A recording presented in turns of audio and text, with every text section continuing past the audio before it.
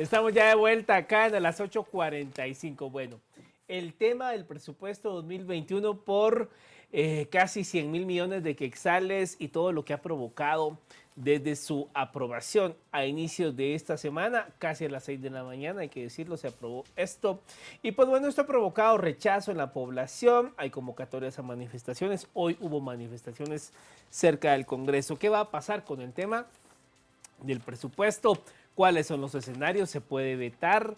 El presidente puede hacer el ejercicio constitucional de su derecho a veto, pero ¿qué pasa si se queda vigente el presupuesto actual? Bueno, de todo eso vamos a hablar y para ello nos enlazamos con dos analistas ya amigos de casa, Edgar Balcells, economista, y Gunther Estacoy, también auditor y analista en todos estos temas. A los dos bienvenidos, buenas noches.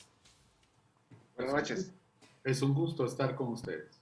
Doctor Balcells, conversábamos con usted la semana anterior que el endeudamiento del Estado genera posiciones encontradas y precisamente uno de los temas por los cuales está adversándose la aprobación del presupuesto para el 2021 desde diferentes sectores es precisamente esos 37.000 millones de quetzales de deuda que se deberían adquirir en el año entrante precisamente por el déficit fiscal. ¿Cuál es su posición a partir de todo este debate que se ha dado a partir de la aprobación del presupuesto el día de ayer, doctor? Bueno, hay varios temas aquí con respecto al endeudamiento que están haciendo mucho ruido y la gente tiene razón, porque es un alto nivel de endeudamiento. Es la primera vez en mucho tiempo también que el Congreso aprueba en el momento de aprobar el presupuesto una buena cantidad de préstamos externos, porque son préstamos externos que se traían del mes de abril, cuando un paquete de préstamos que estuvieron engavetados mucho tiempo se aprobaron, préstamos externos, y se aprueba ahora un aporte, un endeudamiento con el Fondo Monetario Internacional y otro para el tema de desastres.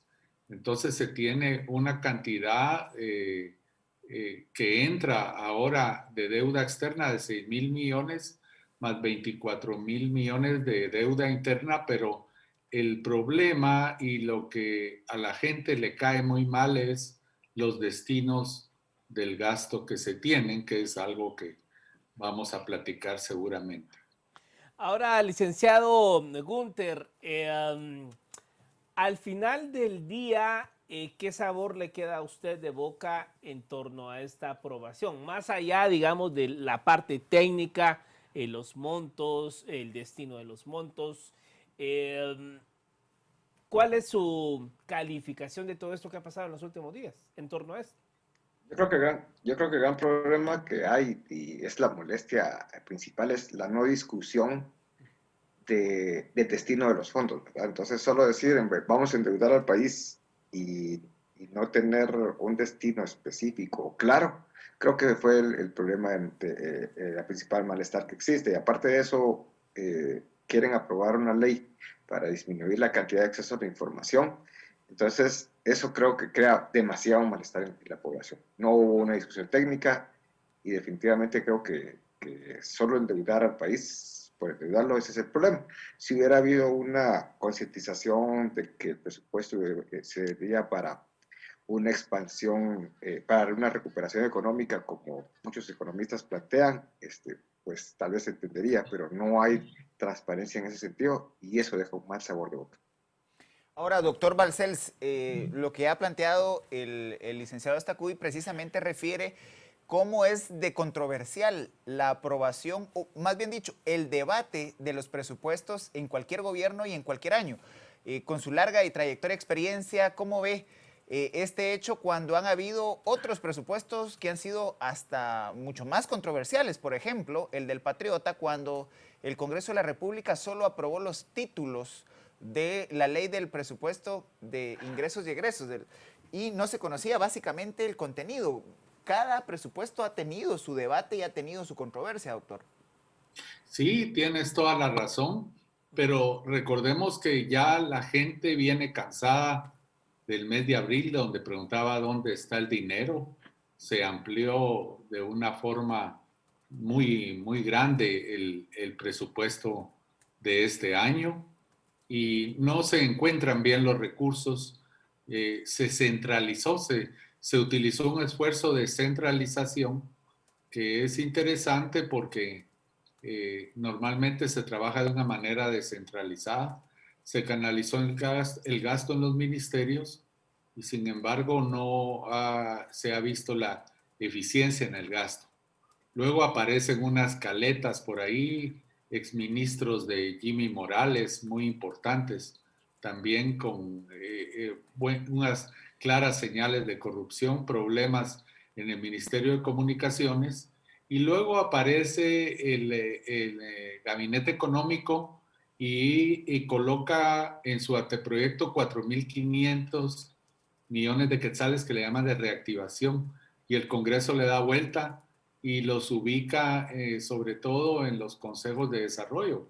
Pero si preguntaras en qué proyectos concretos están esas millonadas, no lo encuentras. Como tampoco estaba claro con los 4.500 millones si estaban concretizados ya las factibilidades de los proyectos. Esa es una seña también que cae muy mal. También estoy viendo el gran listado de organizaciones ONGs de todo tipo, en donde se canalizan 535 millones a entidades como el Club de Leones, la Fundación Bárbara Nicol, el, la Asociación Nacional de Sordos de Guatemala, Asociación Civil Shaddai, y una gran cantidad de organizaciones de ese tipo que llega a una cifra desmesurada de 535 millones de quetzales. Entonces es un presupuesto muy disperso, muy fragmentado nuevamente, y también se critica mucho la canalización del gasto a los consejos de desarrollo, que también eso podemos platicar bastante. Ahora, licenciado Gunther, ¿cuáles, digamos, pueden ser los efectos para el país en un contexto en donde venimos saliendo de un año fuertemente que ha sido golpeados todos los sectores de la economía? ¿Cuál pudiese ser el efecto para un 2021 con este presupuesto aprobado tal y como está al día de hoy? ¿Cuáles pudiesen ser las repercusiones? Ya está alertando el sector privado organizado en cuanto al manejo de los niveles de deuda y, digamos, nuestro buen récord crediticio que hemos tenido en los entes multilaterales financieros regionales. ¿Cómo ve usted esto? Creo que ese es uno de los primeros problemas que se da con este incremento de la deuda, va a ser lo que ya mismo las calificadoras de riesgo están empezando a disminuir la buena calidad que teníamos de crédito. ¿Qué va a implicar esto? Un aumento de la tasa de interés. Y si aumenta la tasa de interés, va a ir a repercutir al resto de los, por ejemplo, los bancos, a las personas, a todo el mundo le va a implicar la tasa de interés. Aparte de esto, así como fue aprobado el presupuesto, pues cuando uno ve la base de su proyección, su base de proyección es una base muy optimista. O sea, se pretende y se cree que el crecimiento va a ser como si el año 2020 no existió y entonces el crecimiento se basa en el 2019.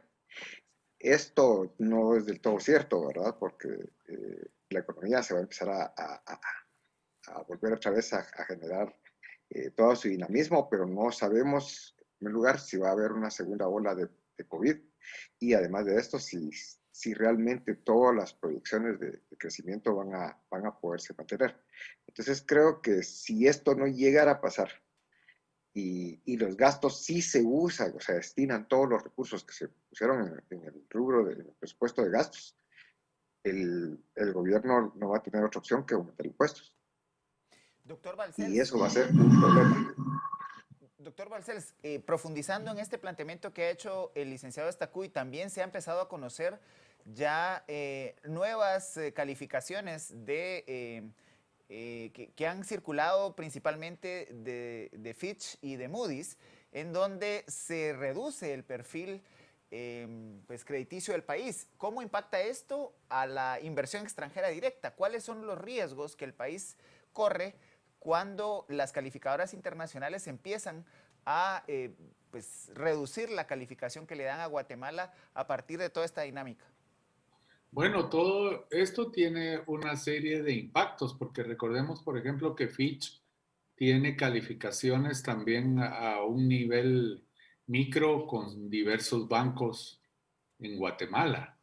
Entonces, son calificadoras que al bajar la perspectiva de riesgo, como bien dice Gunther, eso tiene repercusiones en las tasas de interés, pero también hay un tema reputacional como país. O sea, en términos del acceso del país a todos los esquemas de comercio e inversión se complican de diversas formas y los países van en una carrera desenfrenada hacia la competitividad. Recordemos que ya hay varios países de América Latina que están buscando su ingreso a la OECD, que es la gran organización del comercio y el desarrollo. Entonces, todos estos aspectos de cómo nos ven tiene una serie de repercusiones muy importantes en los mismos accesos y en la agenda que tanto pretende abanderar el sector privado y el gabinete económico que se denomina la agenda de la competitividad. Entonces, en ese sentido, tener un tema reputacional de baja cuantía tiene una serie de complicaciones. Ahora, licenciado Gunther, yo quisiera ahondar para que la población entienda. Usted mencionó el tema de las tasas de interés. Si este presupuesto, tal y como está planteado, llega a entrar en vigencia para el ejercicio fiscal 2021. Si nos puede explicar qué impacto tiene el que aumenten las tasas de interés en la población, o sea, esto cómo repercute en los bolsillos de todos y sobre todo para quienes tienen préstamos hipotecarios, fiduciarios, para quienes tienen cualquier tipo de préstamo para reactivación de su negocio en este 2020, o sea, si nos puede explicar ese punto que creo que es importante. Claro, el punto importante es que al momento que la tasa de interés llegue a subir por esta mala calificación que se tiene, entonces el gobierno, el presupuesto está basado en dos captaciones de fondos, una extranjera y una local. Al incrementar la tasa de interés, lo que va a suceder es que por el hecho de tener que buscar recursos, eso viene a impactar a la economía local. Entonces viene el gobierno y le va a empezar a salir más cara la deuda que va a tener que colocar, porque a nadie va a querer tener una deuda con una calificación menor y pagando una tasa más baja. Entonces, esa obtención de recursos por parte del Estado al momento de empezar a colocar la deuda interna va a empezar a presionar a subir las tasas de interés por parte de los que van a hacer la adquisición de esa deuda. Esto lleva, y principalmente como son los bancos los que compran el gran rubro de esta deuda, esto llega a hacer de que le tengan que empezar a requerir más interés. Entonces va a empezar a incrementar las tasas de interés a nivel local. Aparte de eso, los recursos que obtienen los bancos del extranjero para colocar a los diferentes personas que se destinan a los recursos, como es más caro porque nos ven con una calificación menor, entonces todos esos recursos empiezan a impactar. Esto viene a incrementar, obviamente, el costo del capital para cualquiera. Entonces, por eso el principal punto era que no se degradara la calificación de riesgo. Incluso el presupuesto está basado en el que no iba a haber una baja en la calificación de riesgo, ¿verdad? Entonces, se esperaba que no hubiera un incremento de la tasa de interés, pero si sigue este proceso de que se disminuya la calificación de riesgo, va a seguir aumentando la tasa de interés. En resumen, el efecto de esta mala calificación y la presión que va a tener el Estado por colocar toda esta deuda va a hacer que las tasas de interés se aumenten y esto va a llevar a un problema para las personas en individual. Doctor Balcells, aprovechando su amplia experiencia en el conocimiento de las finanzas públicas, ¿cómo ve usted el pedido que han hecho diferentes sectores en torno al veto presidencial respecto de la aprobación del presupuesto? Hay que recordarle a la población que en el artículo 177 de la Constitución se establece el procedimiento de aprobación de una norma. Y lo que sigue a continuación es que sea enviado al presidente de la República para que pueda dar el veto o la aprobación de este decreto, firmarlo para su publicación. Pero en los días que quedan de noviembre, porque hay que recordar también que hasta el 30 de noviembre hay la posibilidad de aprobar, improbar o modificar un presupuesto. De lo contrario, continuaría el actual. En ese escenario, con 11 días por delante y con el pedido del veto, ¿qué resuelve el veto presidencial en este momento? Sí, recordemos que hubo dentro de la buena cantidad de decretos que se aprobaron en el mes de abril de ampliación presupuestaria, hubo uno que vetó el presidente, era el de diferir gastos de energía eléctrica, etcétera, y sin embargo el Congreso lo aprobó. O sea, esa apuesta por el veto que yo todavía creo que no lo haría el presidente, aun cuando se está generando una gran presión social, incluso se está llamando ya a una manifestación popular el día sábado, que veremos qué dimensiones tiene. Pero en caso de vetarlo el presidente, el Congreso lo retorna y puede volver a emitirlo y publicarlo. Entonces, no veo yo que por ese camino se avance. Y como bien dices, el presupuesto del 2020 es incluso más alto. Entonces, lo que se haría ahí es una serie de transferencias, etcétera, pero no veo que el veto sea la solución. Ahora, licenciado Gunther, ¿cómo considera usted que este proyecto de presupuesto al final, pues dejando nuevamente de lado los términos técnicos o lo técnico que pueda ser el tema, ¿quién asume el costo político de esto? ¿Lo asumen los diputados? ¿Lo asume el gobierno? ¿El ministro de Finanzas? ¿Quién da la cara por este proyecto? Pues por el momento no veo que ninguno esté dando la cara, pues, pero quien asume el costo político realmente son tanto la presidencia como el Congreso, porque ambos, uno presentó el presupuesto y el otro pues aprobó y aunque hizo enmiendas al mismo, pues le da carta libre a la presidencia para que pueda, al Ejecutivo prácticamente, para que pueda ejecutar toda esta operación. Entonces creo que políticamente ambos llevan el peso de esta aprobación. Doctor Balcells, también hay ya en el escenario un amparo que busca frenar la aprobación del presupuesto.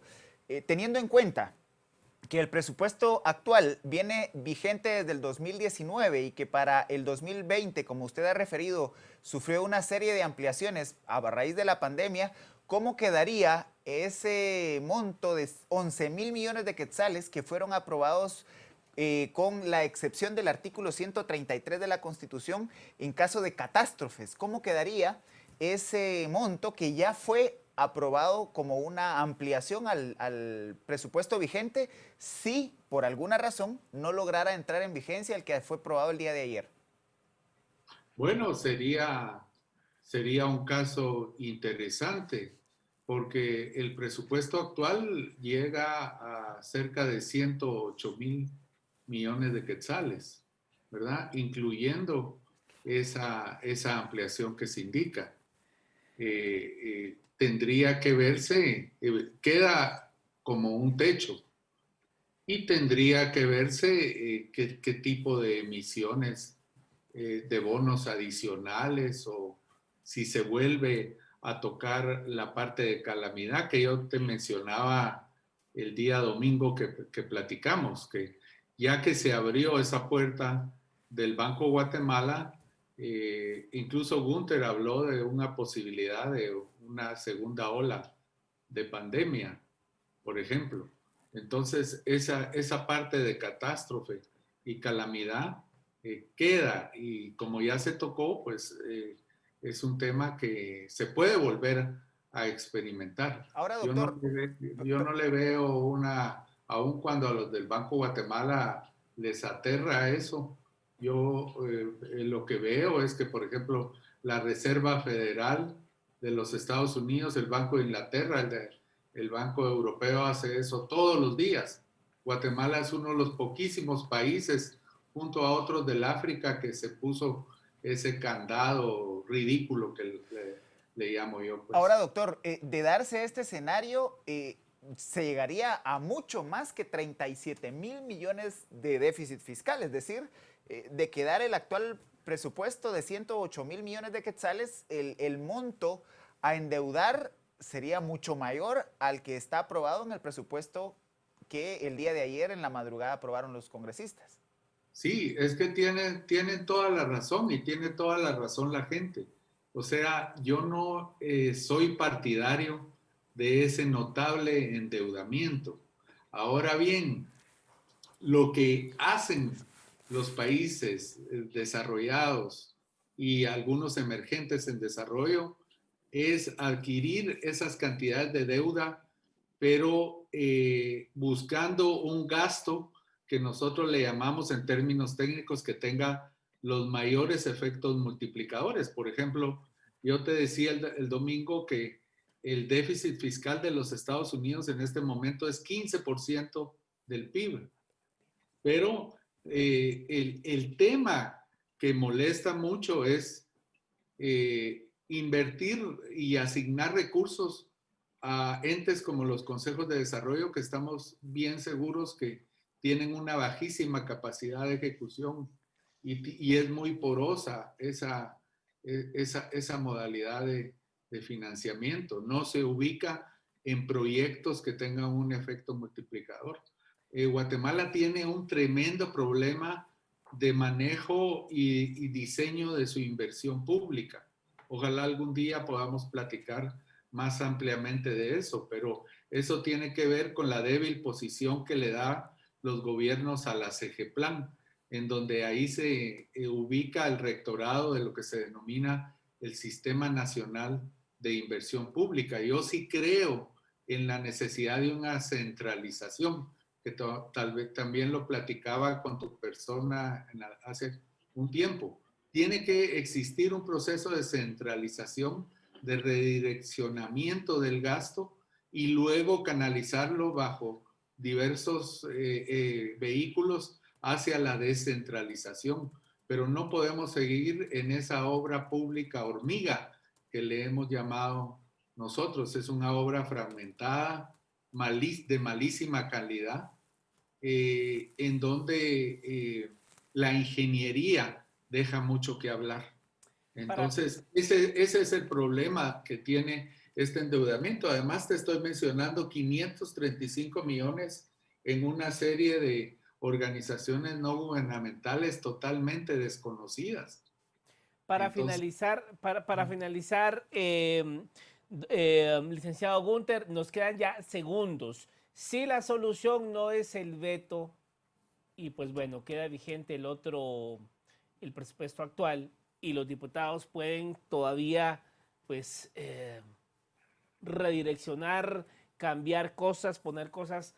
¿Cómo evitar que, por ejemplo, en plena pandemia con 2 huracanes, los diputados se receten 200 millones de quetzales más para funcionamiento de alimentación, celulares, vehículos, etcétera? ¿Cómo evitar que estas cosas que tanto han golpeado al guatemalteco y le han enojado, pues queden, ya sea si se hace el veto, si no se hace, cómo evitarlo? Editarlo lo veo muy difícil, pero porque una vez está hecho ya no hay otra opción que hacer lo que está pasando ahorita, hacer conciencia y una manifestación, un proceso de cada uno de los actores en este país y hacerle conciencia a ambos actores, como es el gobierno y el ejecutivo y el legislativo, que los recursos se deben de canalizar adecuadamente. Posteriormente a eso, creo que la única solución que tenemos es darle seguimiento a las erogaciones efectivas de tal manera de que el destino sea correcto, porque luego de eso pues no tenemos más opciones. Bueno, muchas gracias a los dos por haber estado con nosotros en esta emisión. Feliz noche. Buenas noches. Bueno, Cristian, a ver qué pasa, si el presidente lo veta, si no lo veta, y veremos qué sucede con ese tema, ¿no? Y veremos también con el planteamiento que hacías, Mario, de que ya la Corte Suprema de Justicia traslada el antejuicio de los magistrados al Congreso. Es un tema que levantará pasiones y seguramente desenfocará o alineará y fortalecerá el malestar ciudadano y exigirá de sus representantes pues acciones mucho más apegadas a los intereses del pueblo. Así es, y cerramos precisamente con esa información. Por mayoría, la Corte Suprema de Justicia da trámite ante juicio contra magistrados de la Corte de Constitucionalidad, la presidenta Gloria Porras y el magistrado titular Francisco de Mata Vela. La magistrada Delia Dávila fue la única que votó en contra de dar trámite al antejuicio en un pleno que lo integraron en su mayoría magistrados suplentes. Con esta información nos despedimos. Tenga buena noche.